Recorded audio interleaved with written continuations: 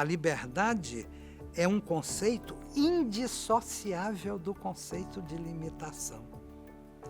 Pode até parecer estranho eu afirmar aqui, como afirmo, que só pode haver liberdade onde houver limite. As ideias liberais, no campo político, todos são iguais perante a lei, elas são ideias democráticas. E elas estão muito mais afinadas com a diversidade do que com o igualitarismo. É diferente a igualdade do igualitarismo. Na perspectiva mais progressista, quando se fala de igualdade, se fala principalmente de igualdade de condições e oportunidades. Quer dizer, que as condições não sejam tão desiguais que você já nasce lançado numa situação de perdedor, onde raríssimos vão conseguir sair dessa situação para ser, por exemplo, um Pelé.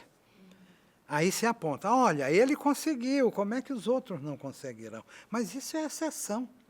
E é a exceção que confirma que a regra é essa mesma, excludente.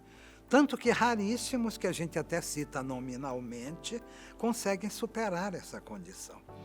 Então, a igualdade que se luta por ela é a igualdade de condições e de oportunidades. As condições no sentido de que elas não privilegiem, não beneficiem tão acentuadamente uns em relação a outros, uma classe em relação a outra classe, como também a de oportunidades. Quer dizer, que as oportunidades estejam abertas a que todos possam conquistá-las. Aí você pode entrar numa perspectiva de um mérito.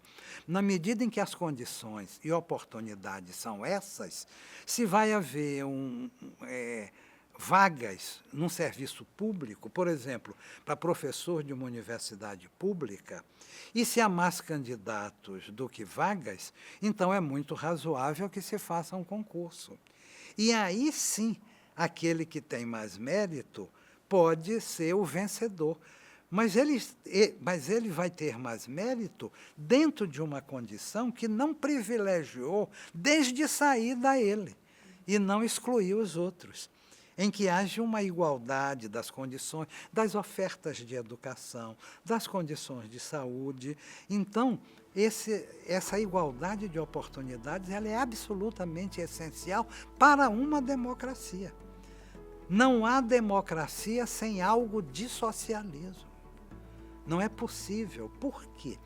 Porque como a lógica interna do capital é sempre acumulativa, se deixar isso entregue a si mesmo, aquela tal mão invisível do mercado, de que Adam Smith falou já no século XVIII, se deixar entregue a isso, o que vai haver é uma acumulação cada vez maior.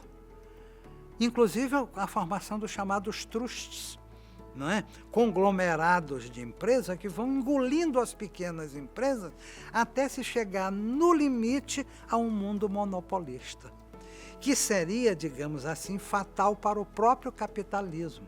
Então, o próprio capitalismo, para a sua sobrevivência, ele tem que fazer algumas regulamentações.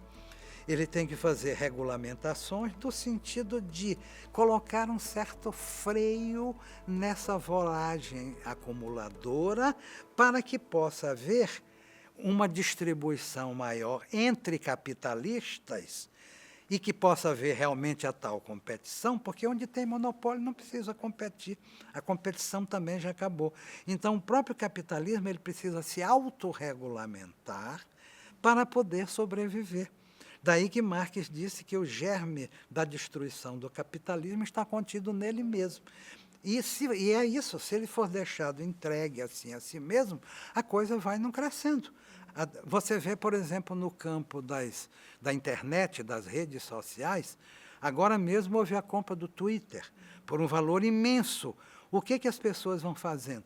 Elas vão acumulando cada vez mais poder, porque o grande poder real no mundo de hoje é esse. não é? Então você vai acumulando cada vez mais poder e começa fazendo isso em nome da liberdade de expressão, e uma vez que você conquista os meios, você deixa essa liberdade correr solta. A liberdade, ela implica várias dimensões, entre as quais essa liberdade de se expressar. Mas a liberdade de se expressar não implica a liberdade de cometer crime. Eu não posso simplesmente colocar uma fake news qualquer difamando você com coisas que eu invento da minha cabeça e espalhe e faça uma espécie de linchamento moral contra você. Ainda mais no mundo em que, para você entrar na rede e ganhar uma dimensão mundial, você faz isso com um simples clique. É diferente de 30, 40 anos atrás, que você precisaria ter acesso a um veículo de imprensa, a uma rádio, a uma TV, a um jornal de circulação, para você difundir suas ideias. Hoje você difunde suas ideias de casa, não é? Postando na rede, e daqui a pouco isso vai se multiplicando em progressão geométrica, e se eu faço essa difamação com você hoje de manhã, hoje de noite você já é pintada como um monstro. Você já sofreu um processo de linchamento. Isso não é liberdade, isso é crime. Então, não é possível falar de liberdade sem falar também de limites à liberdade. A liberdade é um conceito indissociável do conceito de limitação. Pode até parecer estranho eu afirmar aqui, como afirmo, que só pode haver liberdade onde houver limite. Porque a liberdade ilimitada é o caos. Eu posso fazer o que eu quiser.